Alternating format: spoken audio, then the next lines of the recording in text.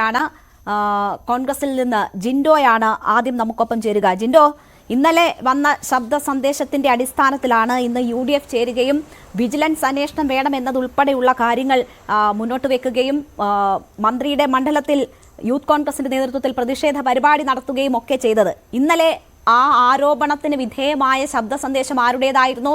ആ അനിമോൻ തന്നെ ഇന്ന് കാര്യങ്ങളൊക്കെ തിരുത്തിയിരിക്കുകയാണ്. അല്പം മുൻപാണ് അദ്ദേഹത്തിന്റെ വിശദീകരണം വന്നിരിക്കുന്നത്.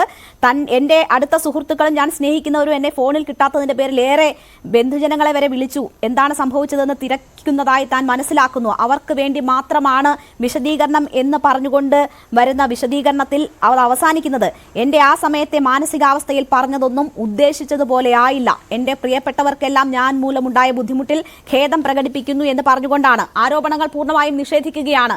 എന്താണ് ഇനി പ്രതിപക്ഷത്തിന്റെ നീക്കം? ഈ കാര്യത്തിൽ, ഈ ആരോപണത്തിൽ ഇനി കൂടുതൽ പ്രതിഷേധത്തിനോ കൂടുതൽ അന്വേഷണ ആവശ്യങ്ങൾക്കോ ഇടയുണ്ടോ?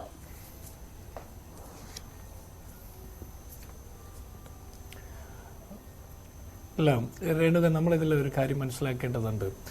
കുറച്ചു കാലം മുമ്പേ ഈ സ്വപ്ന സുരേഷുമായി ബന്ധപ്പെട്ട സ്വർണ്ണക്കടത്ത് കേസിൽ അവരെ അറസ്റ്റ് ചെയ്യുന്നതുമായി ബന്ധപ്പെട്ട കാര്യങ്ങൾ, അവരെ അറസ്റ്റ് ചെയ്യുന്നതിന് മുമ്പ് ഈ സമാനമായൊരു കാര്യം കേരളത്തിൽ സംഭവിച്ചു. അവർ ഒളിവിൽ പോകുന്നു. അതിനുശേഷം അവരുടെ പ്രത്യേക ശബ്ദ സന്ദേശം പുറത്തു വരുന്നു. എനിക്ക് മാത്രമാണ് ഉത്തരവാദിത്തം, കേരളത്തിലെ സർക്കാരിനോ മറ്റാർക്കോ ബന്ധമില്ല, മാധ്യമങ്ങളിൽ കെട്ടിച്ചമച്ചതാണ്, ബാക്കി മറ്റത്, അങ്ങനെ ഒത്തിരി കാര്യങ്ങൾ അങ്ങനെ അവർ പറഞ്ഞു. അതിനുശേഷം പിന്നീട് അവർ തമ്മിൽ തെറ്റിയപ്പോൾ അതിൻ്റെ സത്യങ്ങൾ മുഴുവൻ അവർ വന്ന് പൊതുസമൂഹത്തിൻ്റെ മുമ്പിൽ 24 മണിക്കൂറിനുള്ളിൽ 3 പ്രാവശ്യമൊക്കെ വിളിച്ചു പറയുന്ന സാഹചര്യമുണ്ടായി. ഒരിക്കൽ പോലും കേരളത്തിലെ മന്ത്രിസഭാംഗങ്ങളോ മുഖ്യമന്ത്രിയോ അദ്ദേഹത്തിൻ്റെ മകളോ ഭാര്യയോ അടക്കം ആരും പോലും അതിനെ എതിർക്കുകയോ ഒരു പരാതി കൊടുക്കുകയോ മാനനഷ്ടം ഫയൽ ചെയ്യുകയോ ഒന്നും ചെയ്ത് നമ്മൾ കണ്ടില്ല. സമാനമാണ് ഈ അനിമോനുമായി ബന്ധപ്പെട്ട വിഷയം. അനിമോൻ എന്തുകൊണ്ട്, അനിമോൻ്റെ ഭാഗത്ത് ഈ പറഞ്ഞ ന്യായങ്ങളൊക്കെ ആണെങ്കിൽ അനിമോൻ അത് ഇന്നലെ പറയാമായിരുന്നു.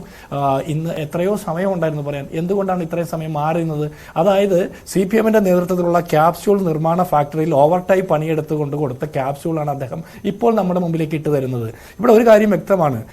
ഈ ബാർ മുതലാളിമാർക്ക് അനുകൂലമായിട്ട്, അവർക്ക് അനുകൂലമായിട്ടുള്ള നയപരിപാടികൾ രൂപീകരിക്കുന്നതിന് വേണ്ടിയിട്ടുള്ള ചർച്ചകൾ നേരത്തെ തുടങ്ങിയിട്ടുണ്ട്. അതിനു വേണ്ടിയിട്ടുള്ള പണം സ്വരൂപീകരണം നടന്നിട്ടുണ്ട്.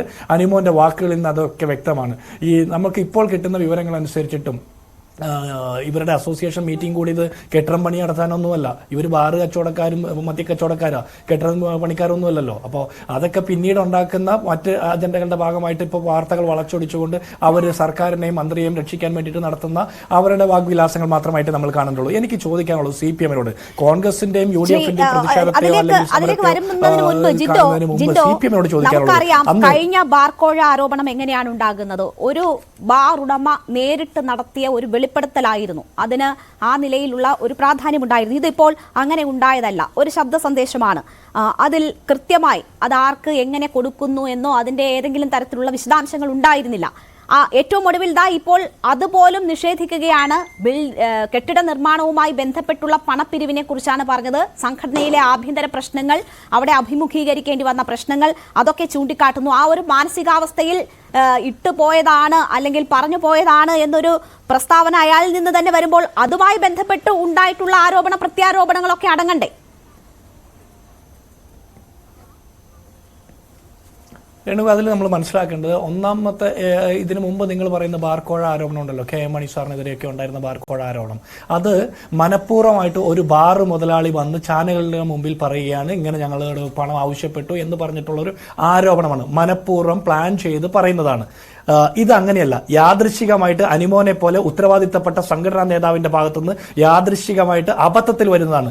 ഏതായിരിക്കും കൂടുതൽ വിശ്വാസയോഗ്യമായിരിക്കുക എന്ന് നമ്മുടെ സാമാന്യ ബുദ്ധി ഉപയോഗിച്ച് നമുക്ക് മനസ്സിലാക്കാവുന്നതാണ്. രണ്ടാമത്തത്, അന്ന് ബാർ മുതലാളിമാർക്ക് ഗുണകരമായിട്ട് ഒന്നും സംഭവിച്ചില്ല എന്ന് മാത്രമല്ല, ബാർ മുതലാളിമാരുടെ ഒപ്പം നിൽക്കാത്തതിന്റെ പേരിൽ ആ സർക്കാർ എത്രത്തോളം ക്രൂശിക്കപ്പെട്ടു എന്നുള്ളതിന്റെ ചരിത്രം നമ്മുടെ മുമ്പിലുണ്ട്.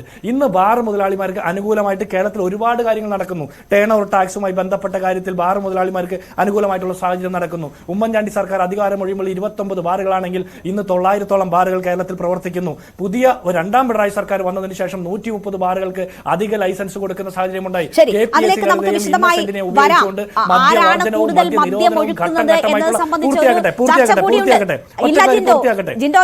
ഒരു വലിയ ആരോപണം ഉയർന്ന് അത് പിൻവലിക്കപ്പെട്ടിരിക്കുന്ന ഒരു സാഹചര്യമാണ്. അപ്പോൾ നമ്മൾ അതിൽ കോൺസെൻട്രേറ്റ് ചെയ്യുകയാണ്. കൂടുതൽ